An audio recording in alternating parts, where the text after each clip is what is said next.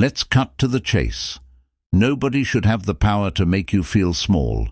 Not with their words, not with their actions, and not with a single glance. Yet, it's something we all face at one point or another. People will test your limits, disregard your feelings, and sometimes blatantly disrespect you. Today, we're going to tackle some straightforward, perhaps even provocative strategies to deal with such challenges without compromising your cool or your dignity. If you're tired of feeling like you're at the mercy of others' disrespect, you're in the right place. The first strategy is what I like to call the silent stare. It sounds almost too simple, right? But don't underestimate its impact. There's real power in this technique. It's rooted in one of the fundamental teachings of Stoic philosophy, which emphasizes controlling our reactions and mastering our emotions. When someone disrespects you, your natural instinct might be to react immediately, to defend yourself or call them out. But here's the thing. Reacting in the heat of the moment often plays right into the hands of the person being disrespectful. They're often looking to provoke a reaction, to throw you off balance, or to make you feel small. So instead of reacting with words, try simply holding a calm, steady gaze, the silent stare. When done correctly, it shifts the power dynamic entirely. Imagine this. Someone says something rude or demeaning, expecting you to fire back or get flustered. Instead, you meet their eyes with a calm, unbothered gaze, showing them that their words have no effect on you. There's something about this silent, steady reaction that unsettles people. They're waiting for you to engage, and when you don't, they're left alone with their own behavior. The Stoics believed that our true power lies in our ability to remain unmoved by the actions of others, and this technique exemplifies that principle perfectly. Let me share a personal example to illustrate just how effective this can be.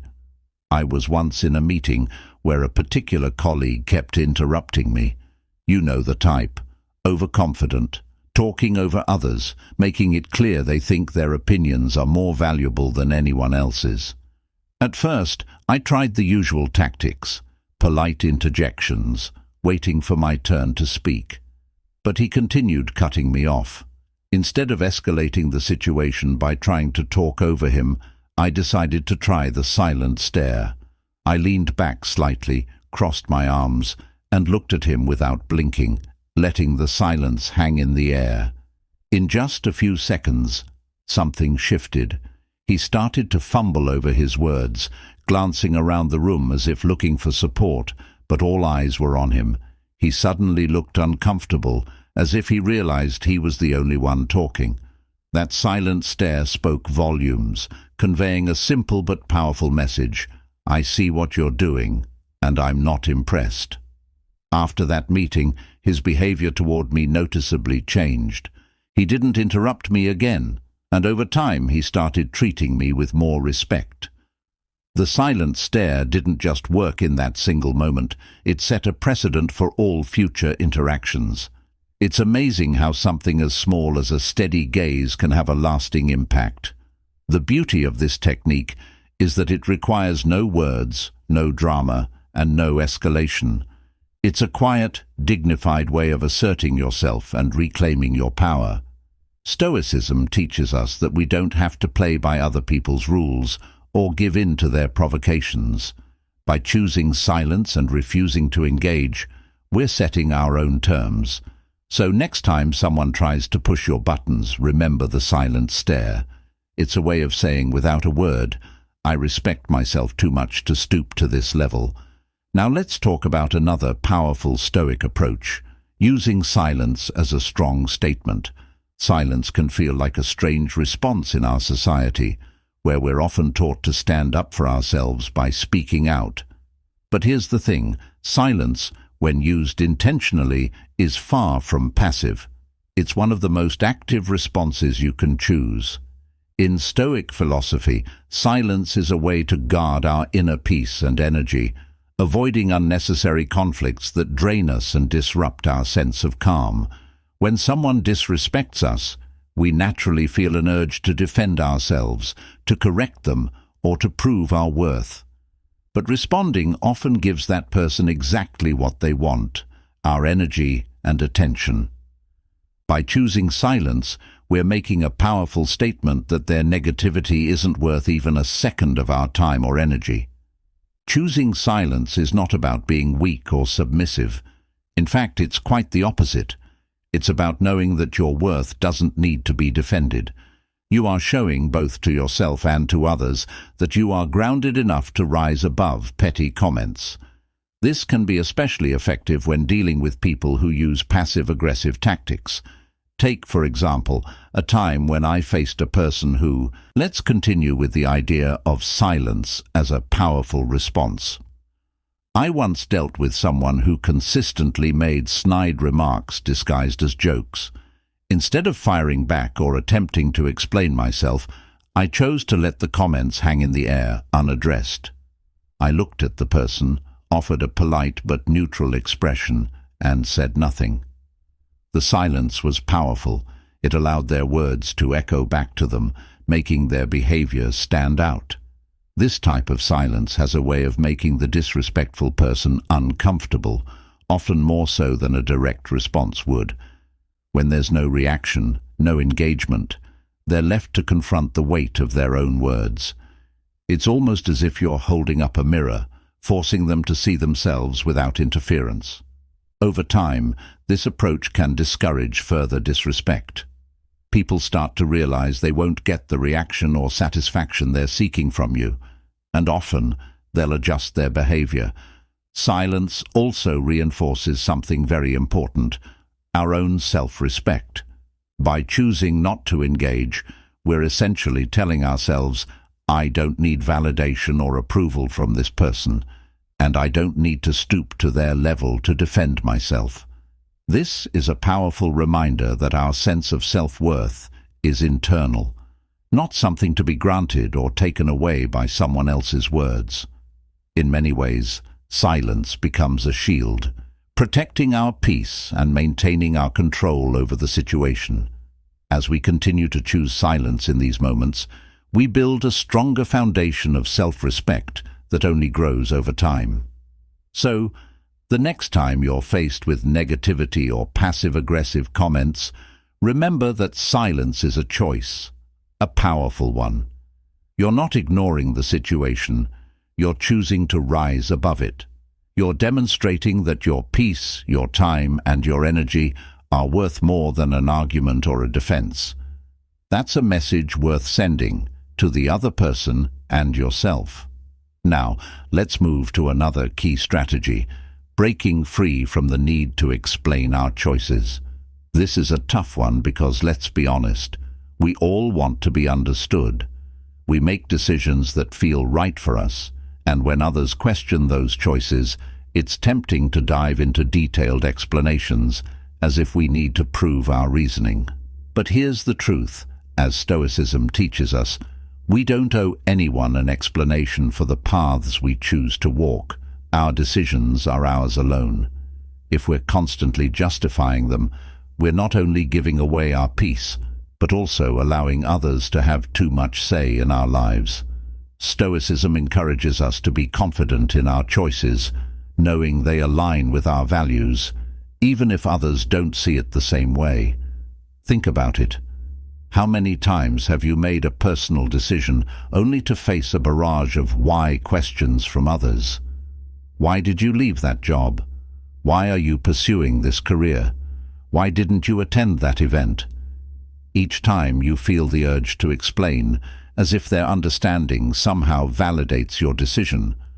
But the more we engage in these explanations, the more we tell ourselves that our choices need others' approval. In reality, they don't.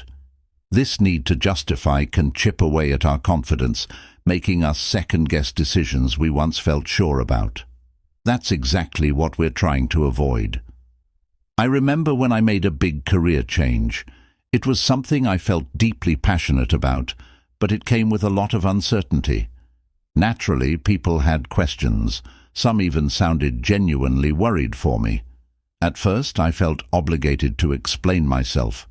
I'd go on and on about how this new path felt fulfilling, how I had a plan, how I'd done my research. But no matter how well I explained, the questions kept coming, as if my reasons were never enough. After a while, I started to see how draining it was, constantly justifying my own happiness and dreams. Then something shifted. Instead of explaining, I began responding with something simple. It was the right choice for me. At first it felt strange.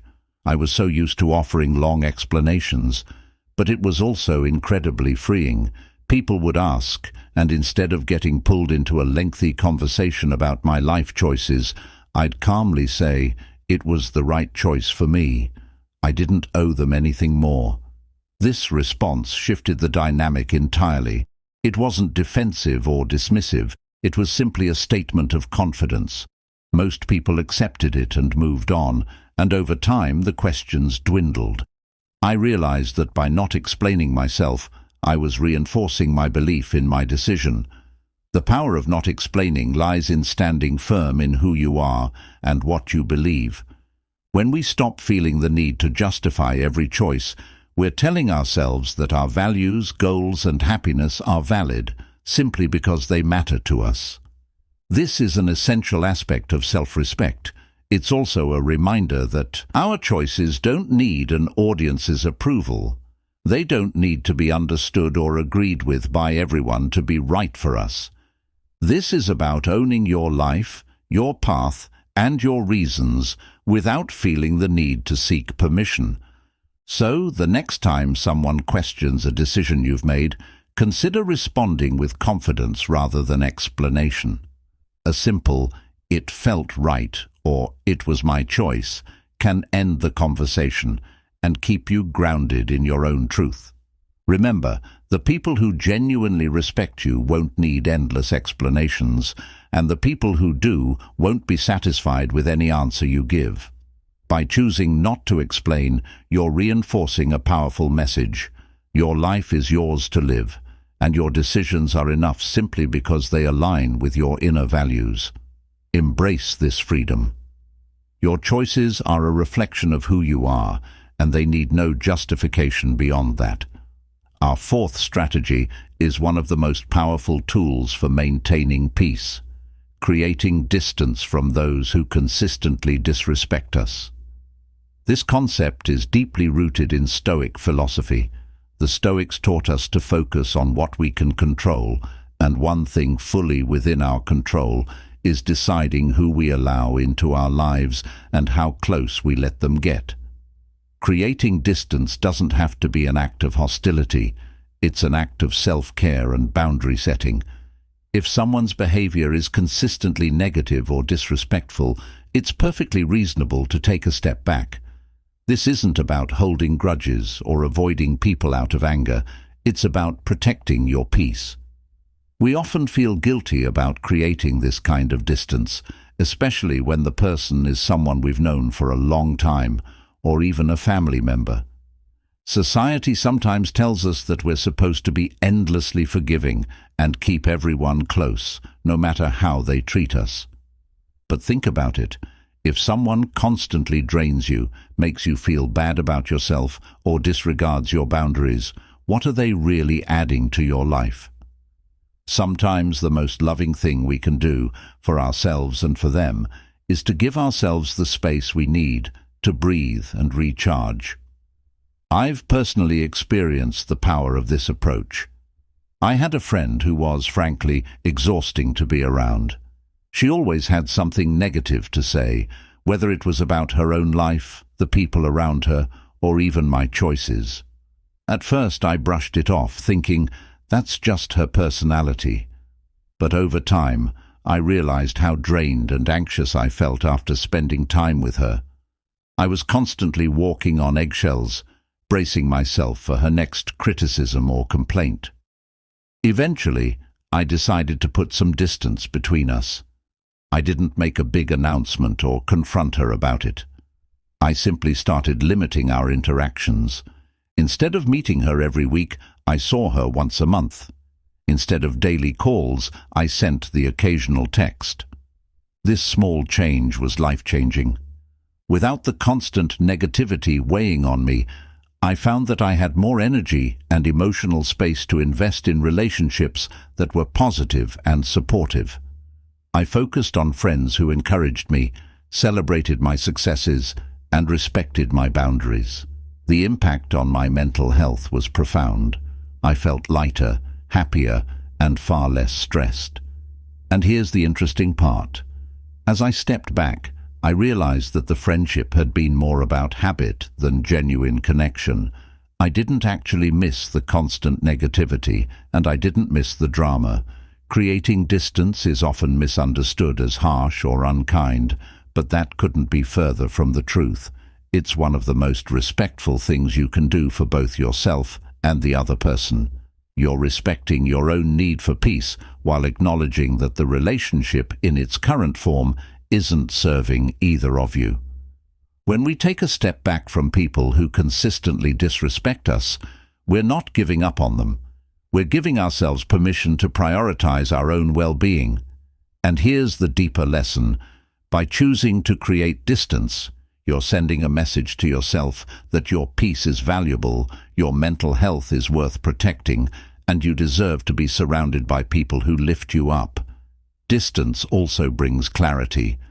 When we're too close to someone, it can be hard to objectively evaluate the impact they have on our lives. With a bit of space, it becomes easier to see whether the relationship is truly healthy or whether it's something we've just held onto out of habit or guilt. So if there's someone in your life who doesn't respect your boundaries, who drains you, or who makes you feel small, give yourself permission to step back. Remember, this isn't about anger or resentment. It's about making room for relationships that nourish and respect you. You're not obligated to keep everyone close. Your peace is worth protecting. Surround yourself with those who uplift and support you, and let the rest fall away. We're becoming people who lead with strength, clarity, and unwavering self-respect. Each of these strategies, choosing silence, breaking free from the need to explain ourselves, creating distance where needed, and standing tall, empowers us to rise above negativity and maintain our peace. When we embrace silence, we refuse to feed the cycle of conflict, showing that we value our energy and composure.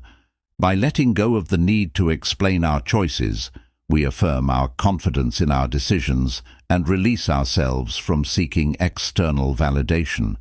When we create distance from those who disrespect us, we prioritize our mental health and open the door for healthier, more nourishing relationships. And by maintaining our composure and standing tall, we embody a quiet but commanding presence that speaks volumes about our self-worth. The wisdom of Stoicism reminds us that true power comes not from controlling others, but from mastering ourselves.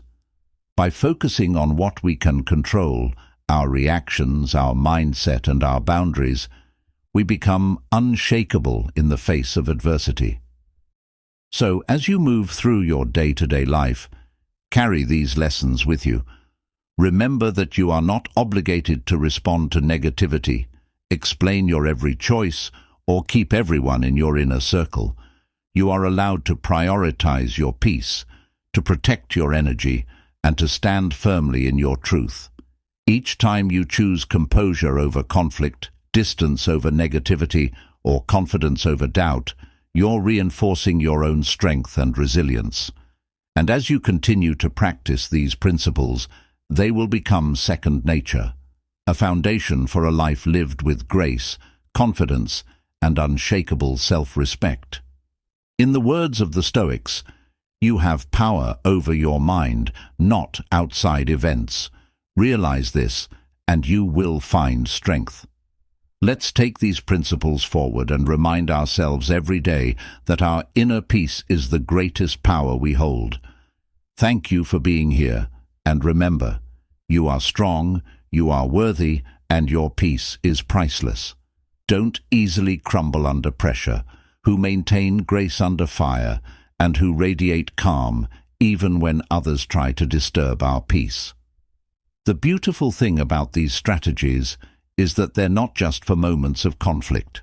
They start to influence every area of our lives, from how we approach our goals to how we connect with others, and even how we see ourselves.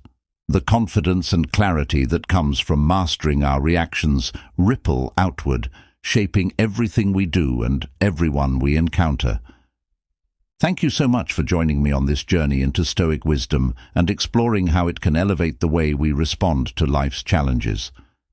If you found value in this discussion, I'd greatly appreciate it if you gave this video a thumbs up. And if you're interested in diving deeper into topics like these, consider subscribing. Let's build a community of people committed to growing in strength, resilience, and wisdom together. I'd also love to hear from you. Feel free to share your thoughts or any personal experiences you've had with these techniques in the comments below. Remember, true respect, real, lasting respect, begins within us. When we honor our own boundaries, cultivate inner peace, and stand confidently in our choices, we naturally attract respect from others as well. Until next time, let's keep striving to live with grace and strength, using Stoic wisdom as our guide.